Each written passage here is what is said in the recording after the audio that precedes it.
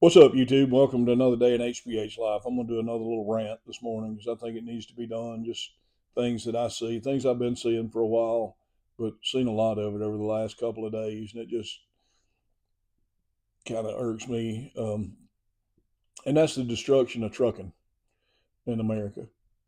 And I think what's doing the most damage, I hear people talk about brokers, talk about this and that. I think what's doing the most damage is all these foreign drivers. Um, we get them show up here at the shop all the time, can't even speak English, can't write English, can't read English, can't even tell you what's wrong with the truck, want something fixed. They call on the phone, can't speak English, can't tell you what's going on. Just, you come look, you come look, you come look. No, I'm not. I'm not coming to look, and I'm not going to deal with it here at the shop. I'm not dealing with it all.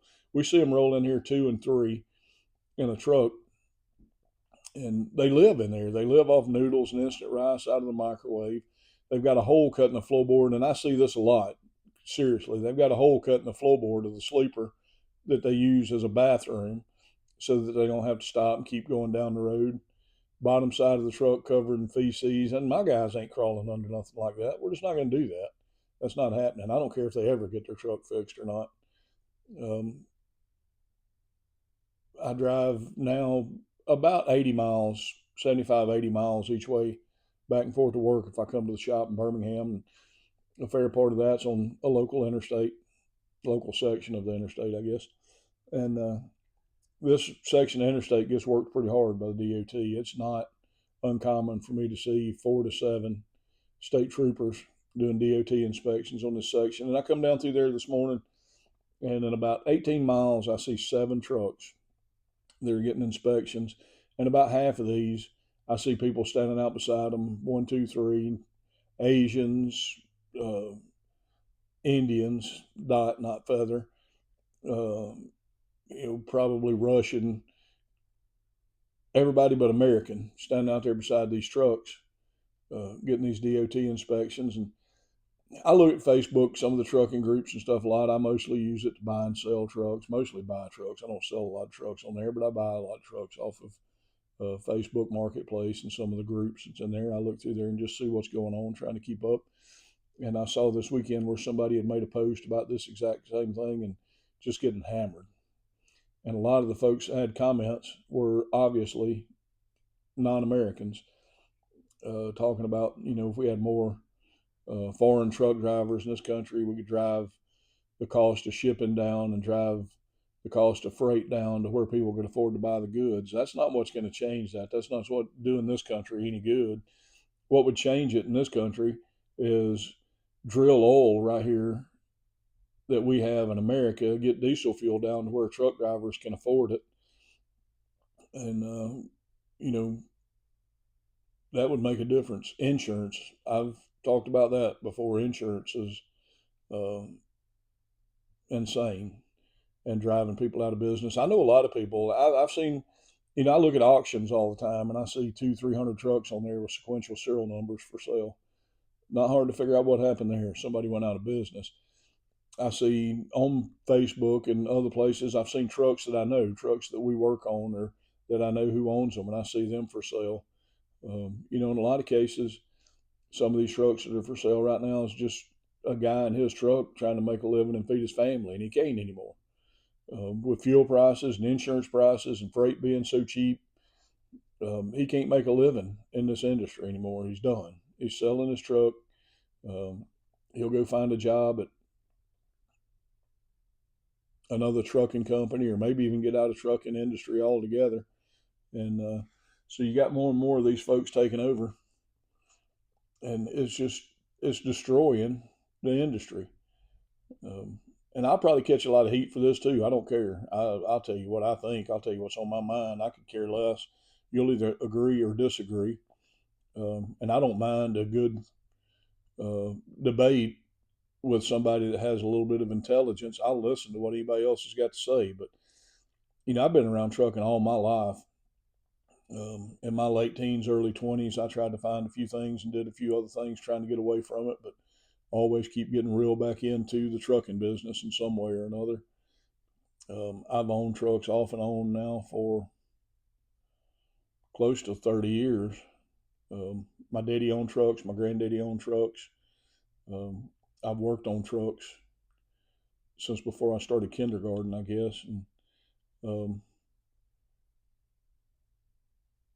I go back to, I can remember the late 70s. Trucking was, if you wanted something hauled, it's going to cost you about $1.50 a mile to get something hauled. And that was pretty consistent. Not a lot of folks out there looking to cut that down. Folks didn't run their trucks for nothing.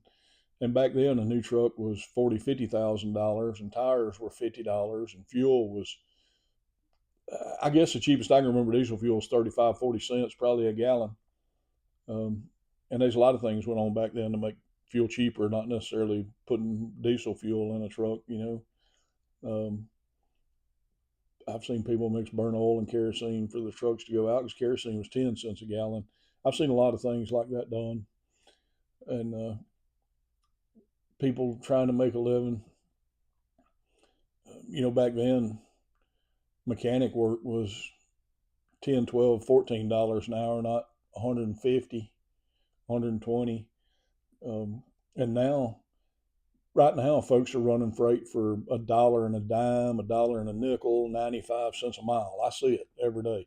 And they want to blame brokers for it. It ain't the broker's fault. I mean, if you're in business to move freight and you get somebody to move it for $1, you're not going to go, let me just give you $1.50 to move that. You're making money moving freight too. It ain't the broker.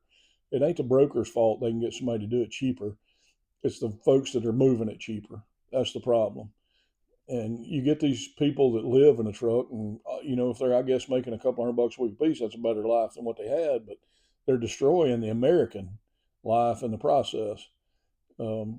I got no issue with immigration.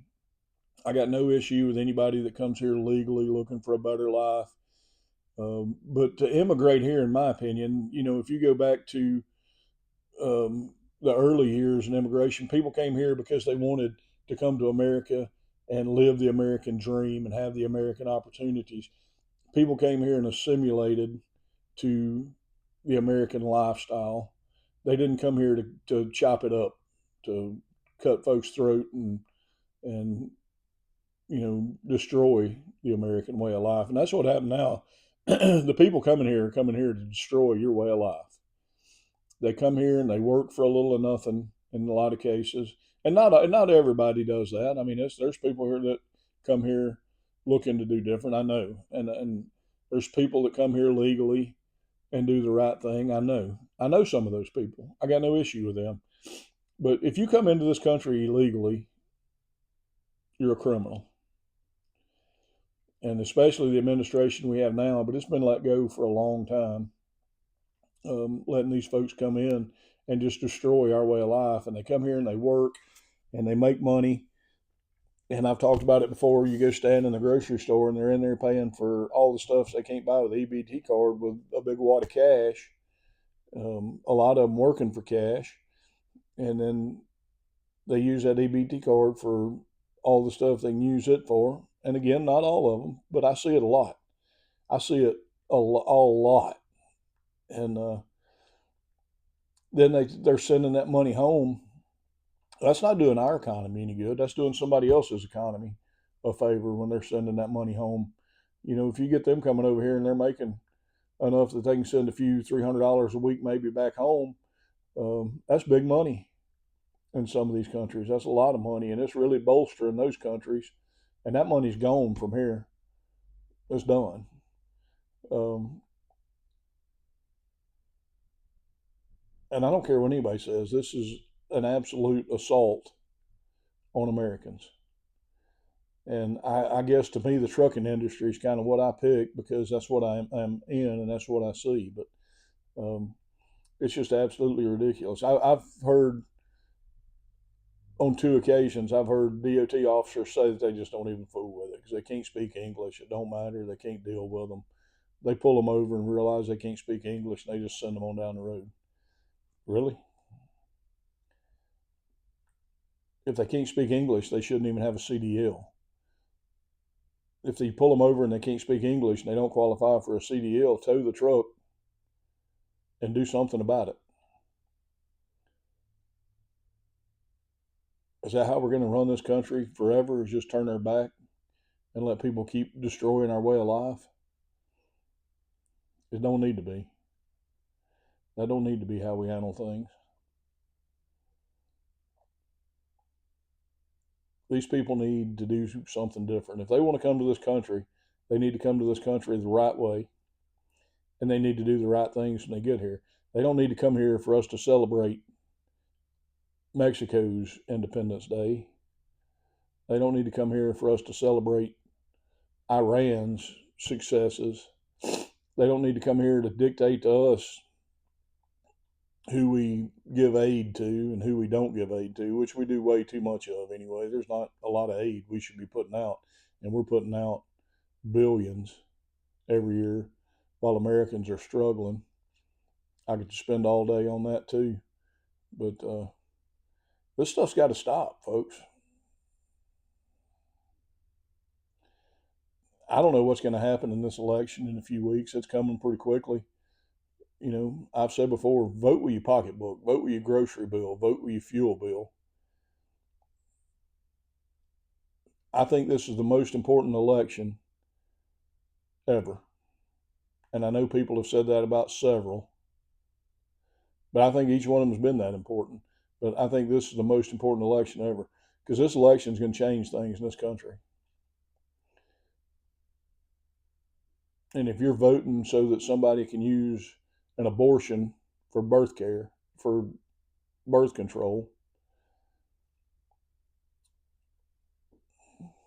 that's not going to be a long-term solution. It's not going to be a long-term solution at all. It's going to be a long-term problem.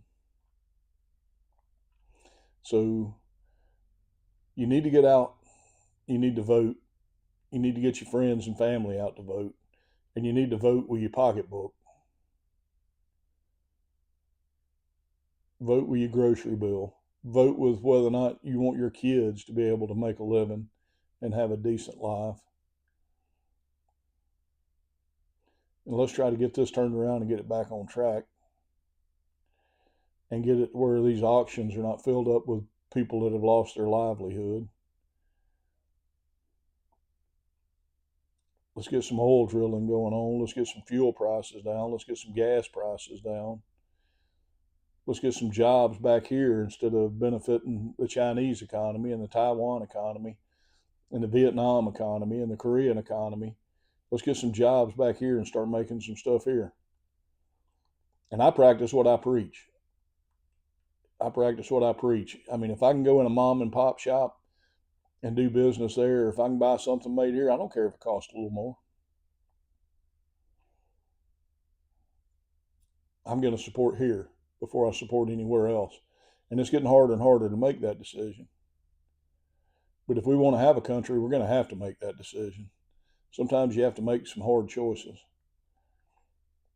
If we keep heading the way we're heading, some of y'all are going to be standing in a bread line fighting for crumbs. I could care less. I could care less if the power went out today and stayed out for 6 months. Ain't going to bother me. I can hunt, fish, grow a garden. I just have to quit driving to Birmingham. My family will do fine. My close friends, they'll do fine. They know how to take care of themselves. Those of you that the only thing you know is run down to the grocery store and get something to eat, that'll be the 40-50% of the population of this country that disappears pretty quickly. It'll go away fast.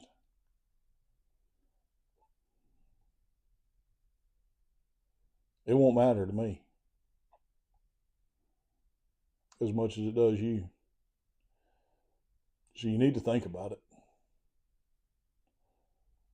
You need to think hard about it.